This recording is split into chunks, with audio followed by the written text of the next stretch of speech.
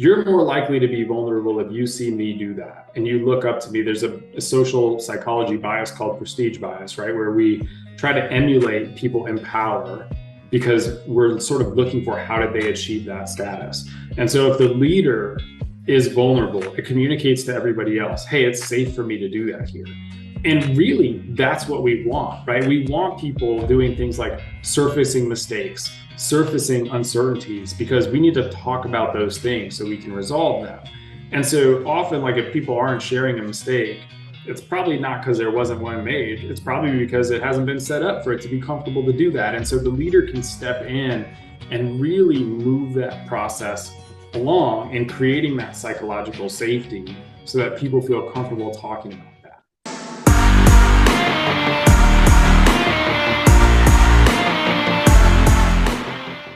Welcome to the Elev8 podcast. I am your host and coach, Tyler Johnson. Thank you for tuning in. And whether you've tuned in to elevate your mindset, your game, or just your day, you're in the right place. My guest this episode is the Senior Director of Wellness and Development for the Toronto Raptors. He has served as the Director of Clinical and Sports Psychology for the University of Arizona.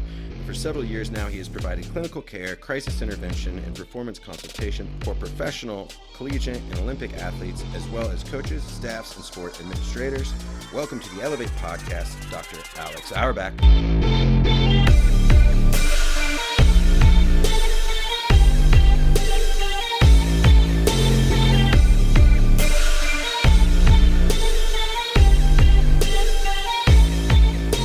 How are you today? I'm doing very well. Thank you so much for having me. I'm excited to have you on, excited to have you share with our listeners. I guess just to start, tell us a little bit of how you got into your line of work and what kind of pushed you into the career that you have now. For sure. So I actually started my career wanting to be a football coach. That was my dream, was to be a head coach of college football and, scouring the sidelines on Saturday sort of thing. And I pursued that path for a few years. I was a D1 football coach at an FCS school, did an internship for a couple NFL teams. And as I was going through that process, was sort of learning more about myself, trying to figure out which part of this work really resonates for me and what parts of it am I not so good at. And it sort of ended up being that I really gravitated toward the relational side of the work, building relationships with players, figuring out how to motivate them. And I was put in a position, especially as a young coach, to help navigate some of the things happening away from the game, whether it was classroom issues or social life issues or whatever, obviously with no training as a psychologist at that point. And it was sort of like, man, this is really cool. This is work I'm really passionate about and really like. And so I was sort of thinking about how do I want to spend my time. It dawned on me that, spending more time in this kind of relationship building, one-on-one role, thinking about organizational dynamics, that sort of thing, was more meaningful and motivating for me than it was to think about X's and O's and breaking down film and teaching. And so I pivoted. I became a counseling and sports psychologist, got my PhD in counseling psychology at North Texas, and a specialization, kind of like a double major in sport and performance psychology. After doing this path as a coach, I ended up taking over and overseeing the mental health and mental performance services for University of Arizona in the athletic department. And then about 11 days before the pandemic hit and the season shut down, joined the Toronto Raptors in 2020. Right on. It's one of our questions kind of head into the season. Tell us a little bit about kind of your role and maybe kind of the day to day and just kind of the variety of things that you see and do with the team. Yeah, so I'm responsible for everything mental health, mental performance, and what we call off-court development, which is sort of like character development and life skills for players and coaches and staff. And obviously it looks different for, every area of the organization we have. So sometimes it's things like meetings to figure out, hiring or job responsibilities. Sometimes it's figuring out clarifying roles with players. Sometimes it's performance optimization. It's a little bit of everything. Yeah. The day-to-day looks a lot like going to practice and watching basketball, going to games and watching basketball, meetings with different people and stakeholders about whatever sort of, relevant at the time, right? So in preseason, for example, we're thinking a lot about getting ready for the season and how we want to start and what's going to be really important for us to sort of maintain and build upon from last year. And then obviously playoffs looks different. And so it ebbs and flows sort of based on where we are, but the core of the role is built on those three pillars. Got it. I know you kind of generalize watching a lot of basketball, but I know in your role, there's a lot of observing going on. Yeah. Can you maybe talk about or help maybe some other coaches or people listening there, maybe you're on the bench or maybe some things that you can benefit from just stepping back and observing, whether you're a coach or another athlete on the team? Yeah, I guess there's a couple levels of observation that I think are noteworthy. So the first is observing yourself, which is not the one you're asking about, I don't think, but it's the one I'll throw in there first. Yeah. Which is sort of like paying attention in the game to what pushes you in a certain direction, right? So coaches often have experiences of frustration or disappointment when a player doesn't execute something well, and there are several reasons that that might be the case. And I think figuring out what tends to sort of like push your buttons, so to speak, can actually be really helpful for you as a coach, sort of figuring out like what is it that you want to spend maybe more time coaching to minimize that frustration.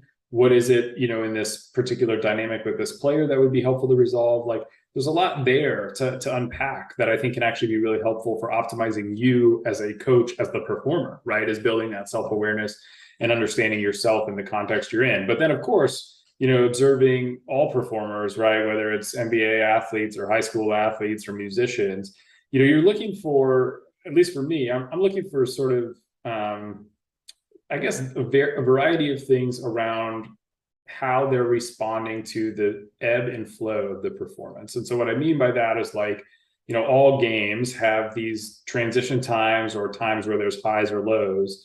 And I think it's those moments where we can learn a great deal. So how does a player transition onto the court or off the court, and how long does it take to get into the flow of the game? How do they respond after a mistake or a sudden change? How do they respond when the pressure is higher or lower, when we're up 30 points or down 30 points?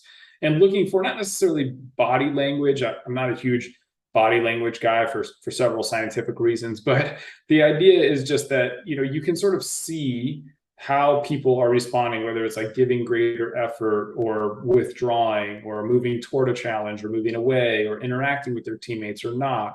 And these things tell you something about where this player is. And then the real next step is to ask, right? It's to figure out, this is data to help me figure out how can I help this player be their best, perform their best. And that's how I use observation in my work. Like how you talked about it, because I think talked to a lot of high school conversations, and just kind of tell them, when a college coach is coming to your game, they're not coming to really watch you play as much as they're coming to watch you react to the play. Yeah. Like they're not gonna, and you've caught coach, like they're not going to get on the plane and hope you're talented. They know you're talented and they want to see what the camera isn't showing me. Right. And 100%. I think that's, like you said, it gives you bits and pieces, but you do need to ask. And I think, when it comes to coaching, listening, getting to know our athletes' mental health, can you talk about just kind of, important questions that maybe can help coaches or sometimes ourselves kind of learn more about each other in the process? Yeah. I mean, it sounds mundane, but asking how are you and really meaning it can go a long way. Yeah. So, so often, I mean, certainly in like Western culture, we've kind of embedded this like, how's it going? And people just say like, yeah, fine. And you kind of dap it up and you keep it moving. But if you actually stop and are like, hey, no, really, how are you? People really care about that. And it goes a long way in listening and tuning in. So that's one really simple place to start. Yeah. But I think, what you really want to get to know and understand is who is the person sitting in front of you? What motivates them? What do they care about? What do they understand? What do they not understand? What are their goals? What are their hopes, dreams? Who's important to them? So I think about things like, who are the significant people in your life and what are the roles that they play? Why do you play sport? Why do you do what you do? If sport ended tomorrow, what would you go do? How will you know when you reach your goals? What's really important to you to work on this year? They seem, again, like sort of simple, mundane questions, but this, like you'd be surprised how many coaches don't ask that, or they ask once and they kind of stop. That's a common pattern I see too, which is, well, I asked Johnny, what his goals were, and he couldn't really give me an answer. So I just like moved on. It's like, well, maybe you could kind of coach Johnny through that, right? Like, hey, Johnny, here's why it's important to have a goal. And here's some examples of what goals could look like. And here's why I want to know what your goal is so I can help you. And I think, there's been some wonderful examples in the pro sports space. Pete Carroll comes to mind and the work he does with his staff where, they sit down and they tell each player, like, this is what we expect from you. What's your goal? How can we help you get there? And that process does make a big difference in the way players perform. And not only that, it also creates a sense that you really care about me. beyond what's going on the field. And I think those are really the touch points that we want with players, because ultimately, like, we want our players to kind of like be their best self on the field and off the field, right? And so if you care about them and they know that you care about them, they're more likely to pause when something comes up and be like, well, what will coach think about this, right? Is this going to be good for the team or bad for the team? These are the things that we want them to think about as they're making their decisions. But it's honestly super easy to not think about things like that if I don't feel like you care about me. And so, again, like diving into what really matters to this person is a great mechanism for that. I love it. You're involved with something AIQ. Yeah. I want to learn a little bit more about that. And by a little bit, I need to explain to me kind of what you guys do and some of the work that you do. It looks fascinating, kind of cutting edge in the field, but tell us what that's all about, what you're doing. Yeah, cutting edge, I think, is a good way of describing it. So the AIQ is the athletic intelligence quotient, and it's basically a cognitive assessment that measures 4 domains: how well players see the field, how quickly they process information, their reaction time, and how quickly they learn new information. And we have 10 subtests that comprise these 4 larger buckets. And really, we're after identifying how does a player do what they do. So intelligence is a stable trait. It's one of the best predictors of job performance across several industries. And so this is just an extension of that research into the athletic space, looking at culture independent factors, right? So what we tried to do was figure out what are the buckets of sport performance that don't require, say, knowing English or growing up in the US, which is a common flaw of some of the intelligence tests that say get used in school. We try to, solve for that problem in advance. And I think we landed on basically a series of 10 puzzles that do touch on some of these things. And so, to give you a really clear example, we measure things like how quickly does someone react with or without distractors present? Can someone search a visual field and locate critical information? Can someone find the most efficient path to their destination? And so if I'm thinking about my formal role as a football coach, let's say, that last one's about things like pursuit angles, and reaction times about getting your hands up to catch a ball or getting your hands up when you're tightly covered, or searching for critical information is about reading a defense, right? And you can start to draw these connections. And so, primarily that work has really been done to help professional teams and some college teams do 2 things, right? One is identify talent, which obviously, like, the draft is a huge part of any sports organization. It's a major decision. And so this piece of data has come to play a pretty critical role in filling in some missing information of how front offices see athletes and understand how they do what they do, right? And the way we think about the test is like, high score is obviously great. This gives us some insight into your cognitive performance, but it's only one piece of the puzzle, and it helps us understand this might contribute to your success on the field. If your scores are average or a little bit lower, it doesn't mean you're not going to be a great NBA or NFL player. It just means there may be other things we need to do to put around you to help you be successful. And so that's the second bucket that we help with, is development, right? So once we draft you and you're in our organization, like, we're invested. And to your point, you don't get on the plane if you don't think this guy's got the juice, right? So how do we help get the most out of you? And again, this is just one piece of that puzzle, figuring out how we can optimize your strengths and mitigate your weaknesses so you can be a successful athlete. Athletes, whether it's NBA, college, football, is still young and developing. And I know talking with recent guests, just you're kind of in that time of also trying to figure out who you are, where you're also expected to perform at a high level for everyone else around you. Yeah. And I think it's a challenge that I think most fans don't completely understand, or you've been in the coaching side, you understand.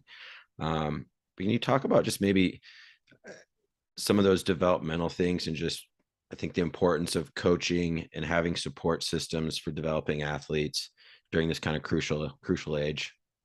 Yeah, I mean, I think this is a wonderful question because, I know I just talked about the draft, right? And there's some really interesting data and studies done about the draft. But by and large, what we know is that, the best players end up being the ones who are well developed, right? You very rarely, select like an instant all-star, right? Even the guys who make it to perennial all-star spent a lot of time in a good development system, really honing their craft. And so understanding these developmental milestones is really critical. So I'll go back to high school for you, and I'll walk you through the way I think about things, sort of as simplistically as as I can frame it for the time frame that we have, because otherwise we could spend like 2 or 3 hours just on development.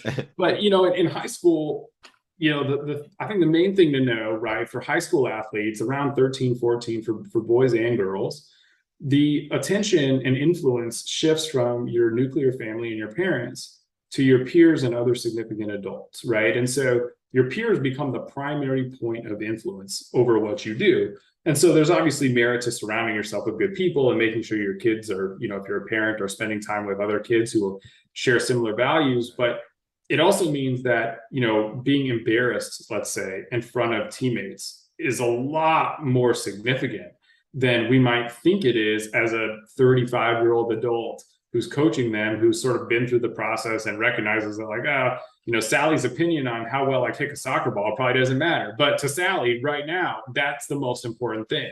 And so I think just having that sense of, how important these peer relationships are, I think is really important for high school athletes in particular. And then the second is, for the coach, you play a really interesting and important role if you're a high school coach, because you can either be sort of like an extension of good parents, a replacement for not so good parents, or like a totally aversive experience that stands completely opposite to a healthy environment. And those are the places where I think people get in a little bit of trouble, right? Someone grows up in a healthy environment, has good self-esteem and good parents and all that, and then they show up to football practice and they're getting torn down every day. Those are the things parents notice and that people pick up on. And so I think it's not to, underestimate the role that you play as a coach at that point, just because there's a high peer influence. Like, you're also a significant person in this athlete's life, and how you treat them is going to play a large part in how successful they are or are not moving forward on and off the field, right? High school athletes will internalize their high school coach. I remember my high school coaches. I remember some of the things they said that were great. I remember some of the things they said that were not so great. And that's a lot of pressure, but it's a great honor and a great responsibility. And you have really an outsized opportunity to make a positive impact. As we move through high school, right, you end up obviously with this huge drop of athletes. Not every athlete obviously is going to go from high level high school to D1 or even D3 athletics. There's a huge drop off. And so the next transition you have is this kind of like identity crisis for some who don't make it, right? Like, who am I outside of sport? What am I going to go do? And some kids kind of know, like, I'm never going to be a D1 athlete, and others think they're going to make it and they don't. And so, one role a coach can play for senior year of high school is being honest, right? And helping people understand what's really possible. And then as you get into college, you're sort of dealing with like freedom, right? Like, I'm on my own now, most likely, unless you are playing in the same hometown you grew up in and mom and dad are right down the road. Like, you're building new social relationships, right? And you're dealing with the transition, and transitions are always a bit tough. And so I think, there's things like, meeting new friends, finding your role, finding your place on campus, understanding what it means to be a college student, understanding what it means to be independent, and recognizing that, like, it is a huge responsibility shift from a high school athlete to a D1 athlete. You go from, by and large, like a pretty structured high school day, right? Class starts at 8:30, you go to practice at 3:30, you get home at 6. Like, college, you might practice at 5:30 in the morning if it's hot, or you'll lift at 5:30, and then you'll have study hall until 9 p.m. Like, it's a lot of work. And so I think, again, talking about the coach's role here, I think it's just appreciating all the demand that's actually going on and what's really going on for these athletes at this level. And then transitioning to the pros is honestly kind of similar, right? It's like, who am I? What's my role on this team? How does it look for me to contribute? Will I make it? Will I not make it? Do I have what it takes? What does this mean for my family? These are all the kind of like developmental, existential questions we navigate here. Sure. One of the things we like to do is go back and review a tweet. So nice. You should follow Dr. Alex on Twitter. He's got some great stuff. You mentioned environment. You had some great stuff about coaches creating environment not too long ago. But the tweet that stood out that I wanted you to share a little bit more about was, if you want to improve your team's dynamics, show them what it means to be vulnerable. And I think we talk about vulnerability and leadership a lot on this podcast, but can you talk about how it can improve those team dynamics? For sure. So, this tweet was inspired some by the literature on psychological safety, some by, some really interesting research on power dynamics, which is a huge part of team culture. But essentially, what I believe is if I'm the leader of a team and you are being led by me, right? You're one of the followers in essence. You're more likely to be vulnerable if you see me do that and you look up to me. There's a social psychology bias called prestige bias, right? Where we try to emulate people in power because we're sort of looking for how did they achieve that status. And so if the leader is vulnerable, it communicates to everybody else, hey, it's safe for me to do that here. And really, that's what we want, right? We want people doing things like surfacing mistakes, surfacing uncertainties, because we need to talk about those things so we can resolve them. And so often, like if people aren't sharing a mistake, it's probably not because there wasn't one made. It's probably because it hasn't been set up for it to be comfortable to do that. And so the leader can step in and really move that process along in creating that psychological safety so that people feel comfortable talking about that. But then I think the other piece of this that's interesting, and I couldn't figure out how to fit into 280 characters, is this idea of power dynamics. And what we find is that, the more social status someone has, the less sensitive they are to people of lower status and what their needs are. And so it creates this really interesting paradigm where, like, again, let's say you're the head coach and I'm the player and you've got all the power. Like, I'm looking for you to give me a fist bump in the hallway, but you just walk by me. To you, you're just walking by me. To me, you're ignoring me. And those little moments like really add up over time. And it's sort of bi-directional, but it's so impactful for me as the follower that you didn't do this, that I can't see that, like, maybe you're scrambling because you got a meeting to go to, or your wife just called you and you've got something to address, or your kid's sick at home, right? Like, there's all these reasons that people are doing what they're doing. But when you're not in the position of power, it's so hard to see what those reasons might be. And you almost like come to a point where the leadership feels sort of like superhuman, right? Like, oh, they just are so busy. They don't have time for me. Like, I don't know what this looks like, and they don't even care about me, right? And so then for you, if you turned around as that leader and in the next, like, say, meeting we had as a team, you sort of shared something that you felt like you screwed up, or you say like, gosh, guys, I'm so sorry that I seemed absent-minded today. Like, I've just been dealing with some stuff at home. Then the people who now, felt ignored 10 minutes ago are like, oh, okay, I kind of get it now. Like, oh, I can forgive him. Oh, I really appreciate that. I know what it's like for me when I have stuff going on at home. Yeah. And these little moments of being more human, being more accessible as the leader, allow other people to connect to you more easily. And they allow other people to feel comfortable doing the same thing, to basically share their humanity, right? And that is the sort of root of this really deep connection. And so I think, again, it's a responsibility of leadership to be vulnerable, to kind of share your human side of things, to let people know what's real for you so that they can share what's real for them too. Again, with great power comes great responsibility, kind of thing. But it's also an awesome opportunity to create, an amazing high functioning team. And ultimately, like, I believe the best teams are the teams that just care about each other deeply. And without that vulnerability, you're not going to get there. Yeah, no doubt. One of the questions I always like to ask, I think we got time. I'll give you two more here, actually. Great. Wanted to talk about being a former college football player, spent some time coaching college football a little bit too. What are some of the lessons you took from college football or coaching into kind of mental performance? And then maybe a second follow-up on that is, what is a good mental skill maybe you find that players can do in between plays? They spend so much time in between plays, but what are some tactics?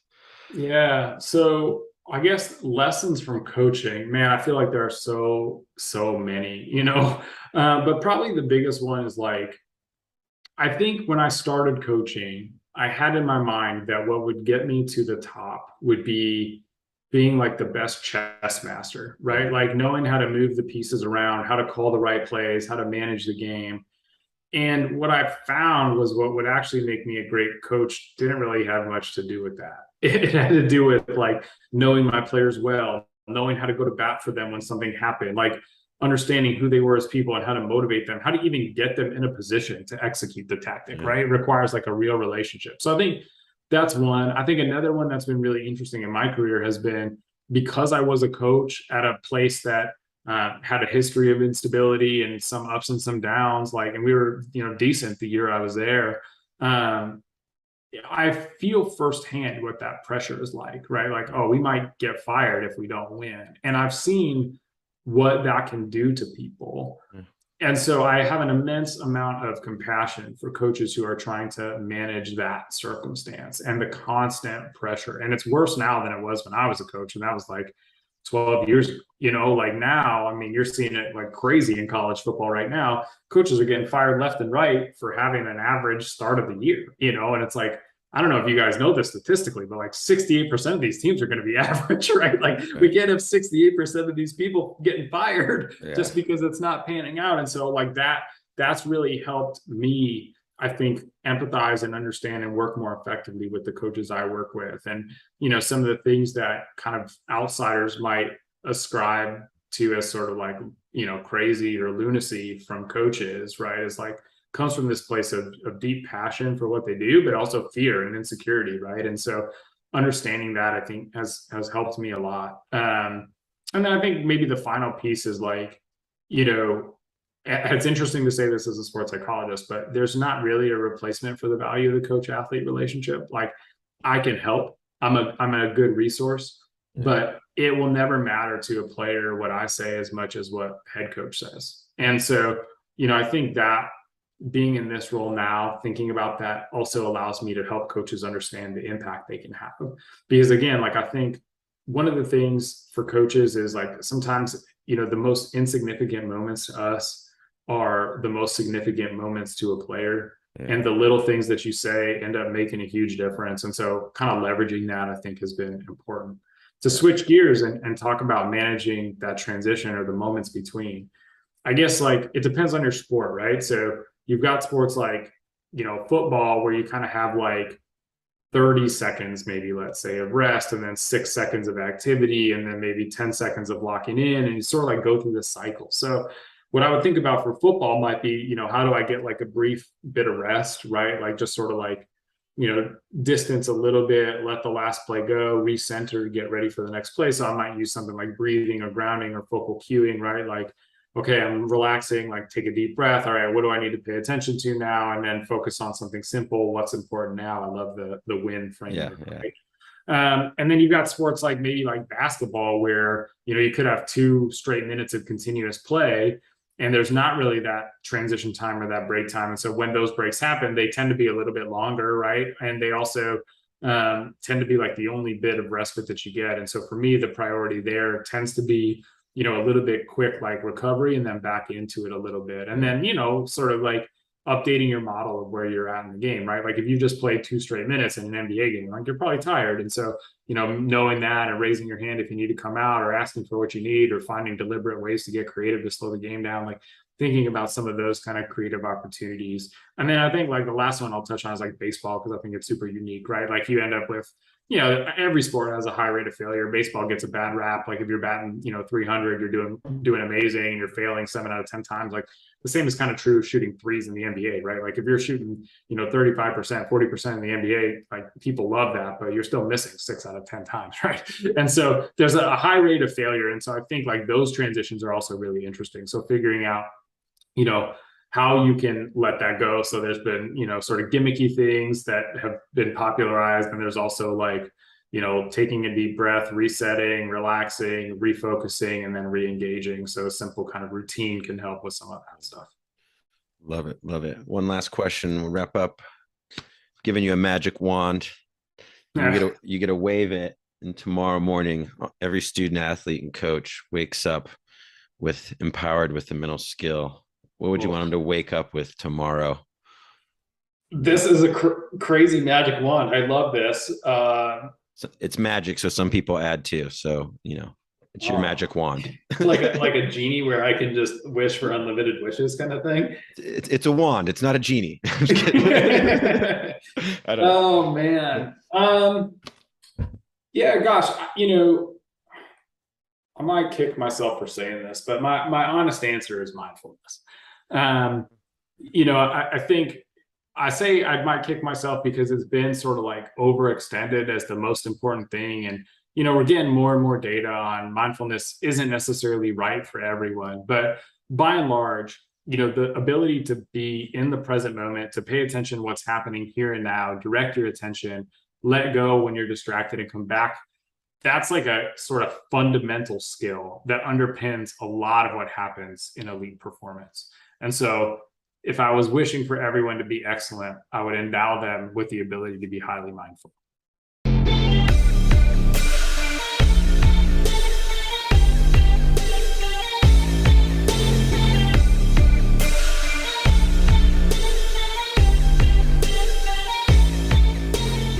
Thank you for tuning in and all the way to the end. Appreciate that. If something this episode caught your ear as useful or unique, I would love if you would share it, or, a thumbs up's always encouraging as well. If you want to come back and check out more videos, smash that subscribe button, ring that bell for notifications, and we'd love to have you back. Have a great day and go elevate others.